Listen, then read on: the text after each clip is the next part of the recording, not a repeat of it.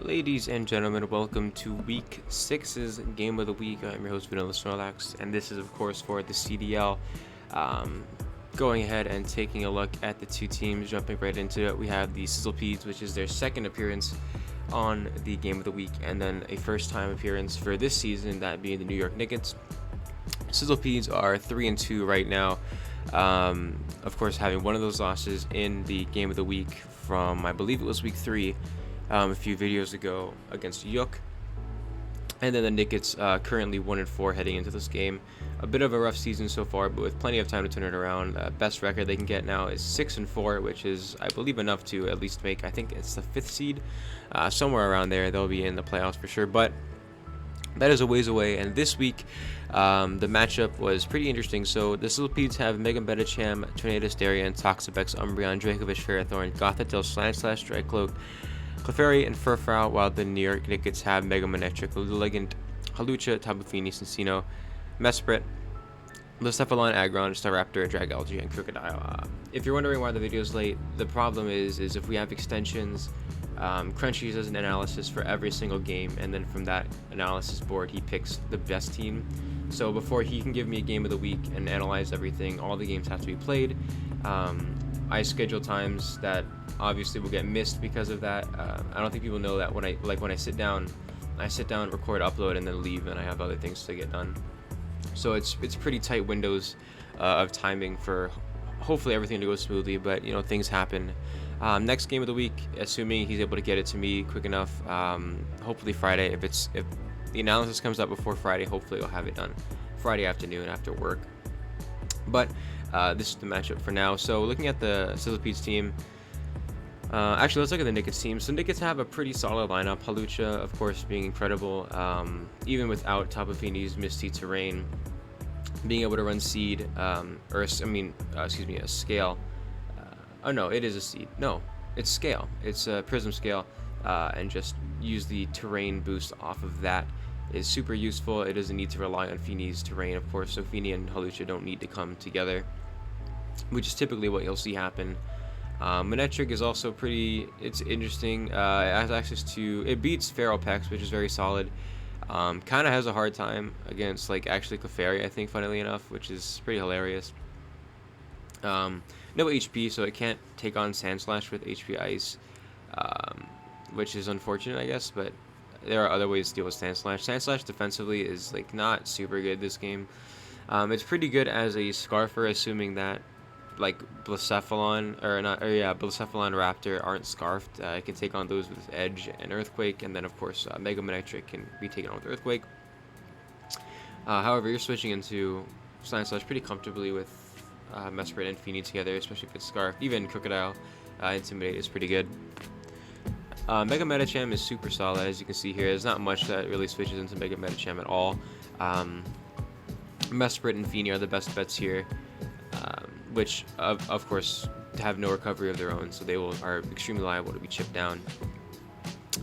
Dracovish is always a problem. Fini is a hard wall for it. It should be, at least, if I remember the crowd correctly. It takes 3 or something, which isn't necessarily a hard wall.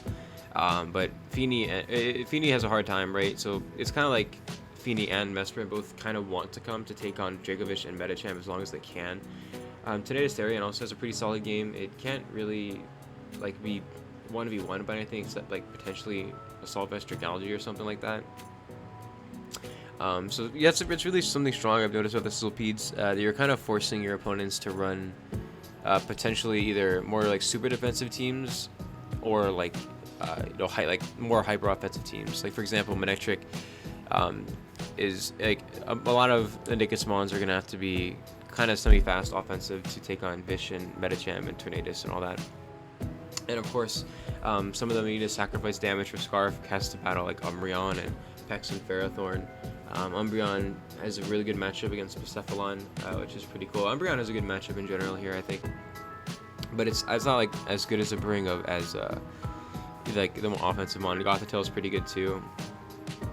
Sash Gothitelle is actually super strong if it wants to just take on Halucha independently. It could just trap it and remove it, and Halucha, which is a pretty big threat, being able to carry CC, of course, and acrobatics, thunder punch, and all that. So yeah, let's go ahead and hop into the matchup. 1 second.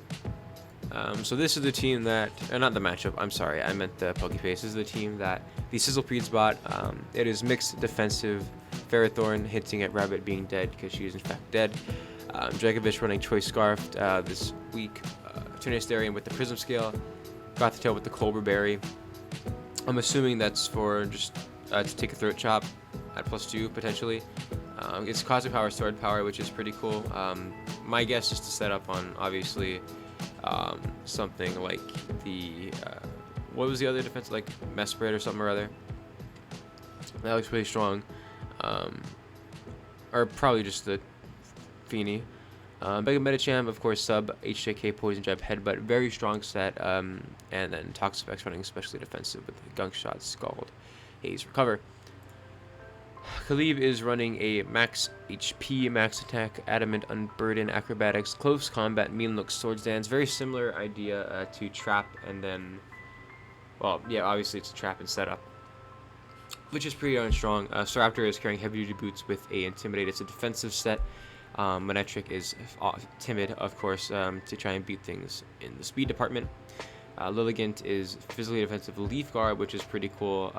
See, like you're seeing here, right? There are a lot of defensive things here. This is a pretty interesting set.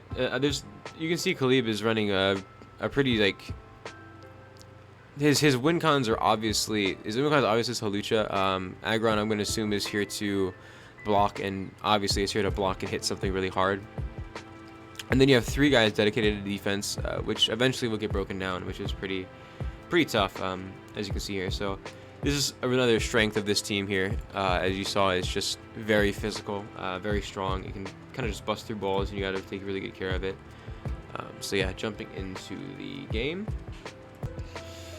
Marshy is going to get the protagonist view because they've been featured once before on Game of the Week, and it is their second chance at redemption. So we're going to go ahead and play the game on slow. Staraptor is led on Kalib's side, while Dracovish is led. So Dracovish is pretty cool. Misses Super Fang with his like Mega Sucky.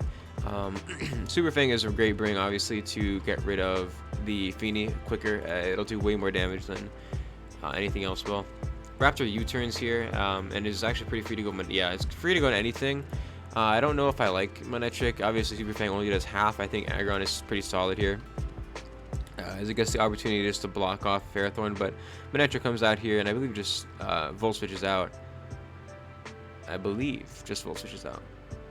Thunderbolt switch is pretty good, and now Marshy has a pretty tough decision to make. As you can see, both his defensive mons, or both Marshy's defensive mons, pretty sure it's a she, but I'm not sure. Marshy's defensive mons are both shut down by Manectric, so Manetric's in a really great spot here. Or Kalib as a whole is just in a really good spot here. Vish comes out harder. Vish comes to, dang. So Vish came in, obviously assuming that Ferrothorn was going to be, blown up by Overheat. And Kalib is going to make the safer play, overheating, I guess, into Thunderbolting Pex. So Vish goes down and takes 1,000,000%. And Vicious Rend comes out here on Staraptor and does 0%. Ferrothorn comes in here, does a little bit of chip to Staraptor. Chip is always good. It's not Rocky Helmet, it reveals, or it already revealed leftovers, but Manectric is back, and every time this Manectric's in at this point now, it pretty much gets a kill. It is an excellent matchup, as we talked about already, and Dracovish needs to revenge it. Instead opting to sack Dracovish. I don't really understand this play, I'm not going to lie to you, I'm not going to hold you. I'm pretty sure it's because anything just is dead here. Dracovish can't revenge kill, but Vish is still, actually Vish is not that good. Vish is kind of just dead here. So Medicham comes out here, which can live and, obviously kill this Manectric. Kalib Volt switches here, which is great, which means Manectric is just a terror. It's just terrorizing the field this game. Really nothing is taking it on. Raptor comes out here on the substitute, so something finally going right for Marshy, as HJK comes out and finishes off Staraptor, which is incredible. Obviously neutral damage, but the -1 just doesn't matter. Intimidate now will not affect it, so Manectric is just going to go ahead and Volt switch. Yep. Pretty easy play. Aggron comes out here, which is I mean, Aggron's just here to die at this point. HJK or Drain Punch is what you're worried about. Aggron is just not going to do anything this game. I'm assuming it was here to trap whatever Manectric couldn't bring. My guess is the either Clefairy or the Umbreon.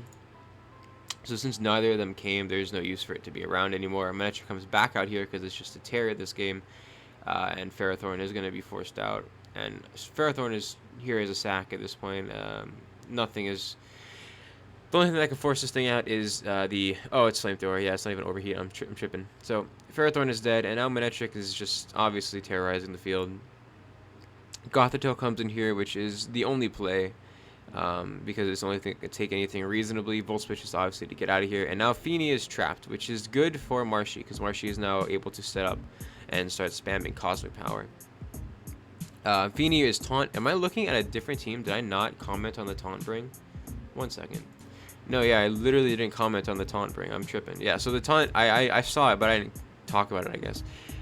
Taunt Mean Look doubles the kind of situation here, but Energy Ball is being carried, which is pretty solid.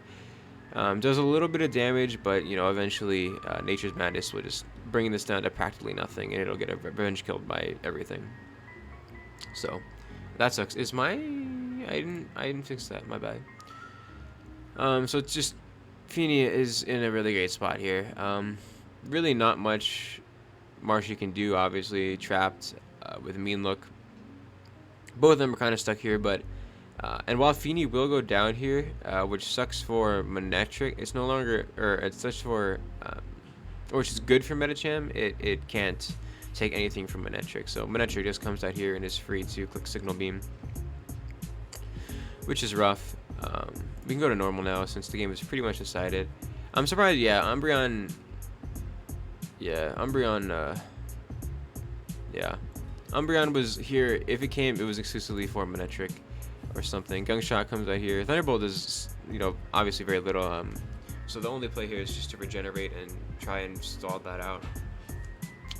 Unironically enough, yeah, that's the best play. So if Kalib allowed that to be sacked, there's actually a potential that Pex comes back here, which is pretty cool. Actually, there's still a chance that Pex can, like, technically come back, but Sleep Powder is revealed here, so it doesn't matter. Tragically, it does not matter. Manectric comes out here, and obviously, as you can see, Thunderbolt is just the freer than a free sample like Costco here. Focus Blast misses because, of course, it does. And I believe that Focus Blast would have killed too, which would have most likely won the game for Marshy. So that sucks. An astronomical amount. I think it would have won. You just need to hit. I mean, it's assuming you hit 2 Hurricanes as well.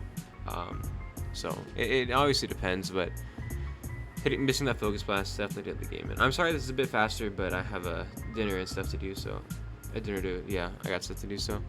Yeah, it went by really quickly, but that is your Brick Seas Game of the Week. Hopefully, Week 7 comes out on Friday. Yeah, but that is it from me. Goodbye, God bless, and have a great day.